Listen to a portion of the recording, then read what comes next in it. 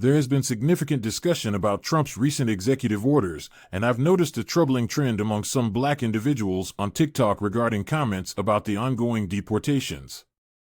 Some people are laughing or assuming that these actions don't or won't affect black Americans. This mindset is dangerous. Right now, the focus may be on targeting Latino and Hispanic communities, but black people are naturally at risk of being the next target.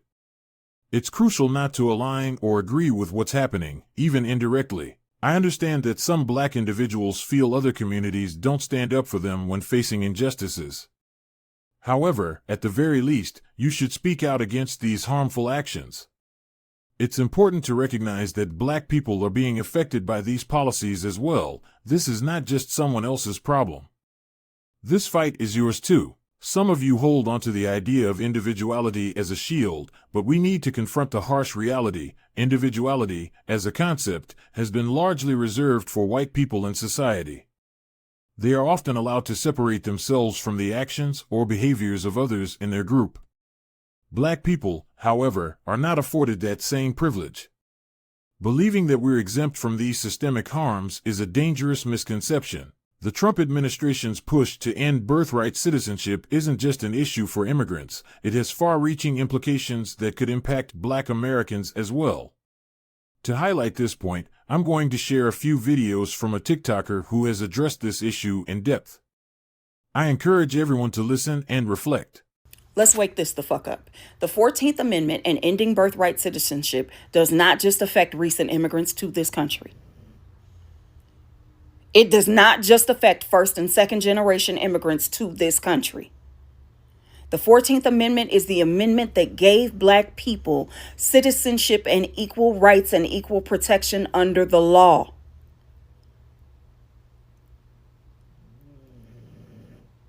The 14th Amendment is what makes the language of the Dred Scott decision null and void. And if you are confused about the language of the Dred Scott decision, the most important part to you as a black person is that it states that a black person has no rights that a white person is duty bound to respect. This is not just about immigrants. And you thinking it is proof positive that your ass is still fucking asleep. They are also coming after Loving v. Virginia. And Loving v. Virginia is what made the one-drop rule unconstitutional. Loving v. Virginia is what made it unconstitutional for states to institute racial integrity codes.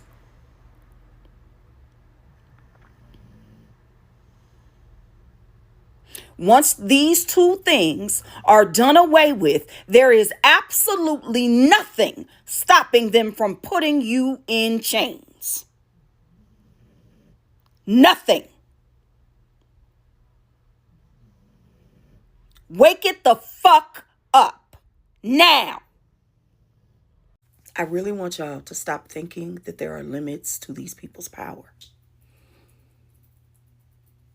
The man has 34 felonies, incited an insurrection, and he is now the president who just pardoned 1,500 people who participated in the insurrection.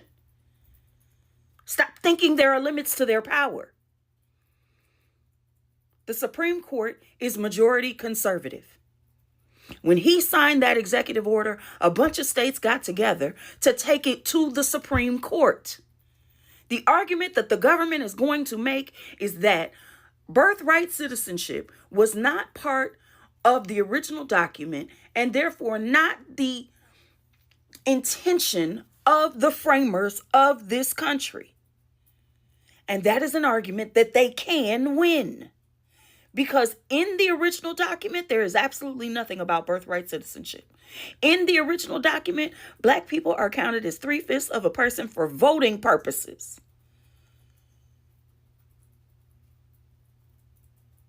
Like, what the fuck? Wake up. Go read this stuff for yourself. Go read it for yourself. You don't have to believe me, but go read it for yourself.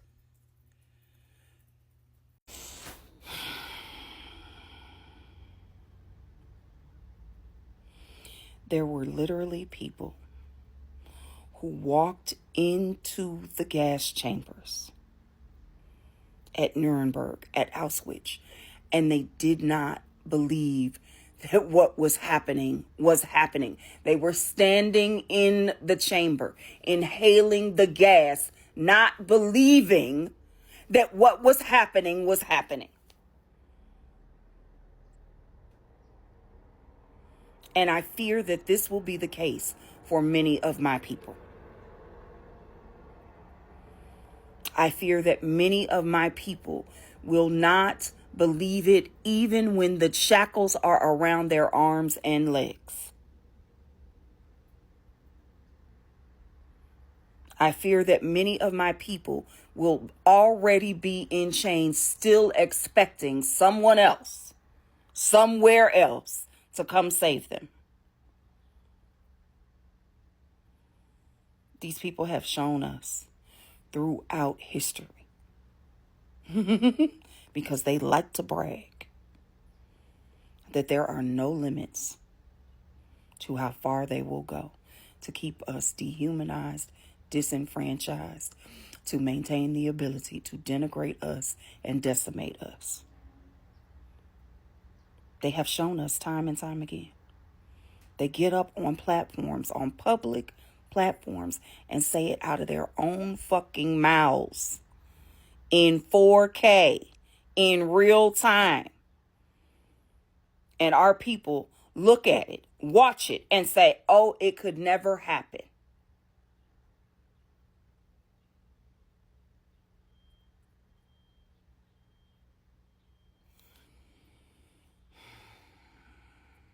Like,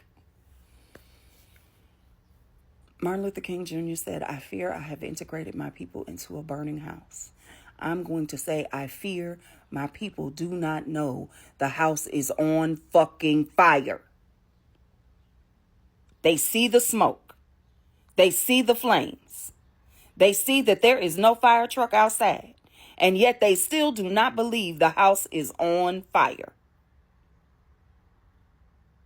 They hear the people saying, we ain't even sending help. Matter of fact, we're going to make it impossible for the people who want to help you to help you. But my people are still in the house like, oh, we fine. Yeah, it's a little warm in here, but, it'll be fine. Trump is now calling into question the birth rights of Native Americans. This just goes to show how far things are going. Nobody is safe. Now more than ever is the time that all POC need to stand together. We are all under attack under this administration.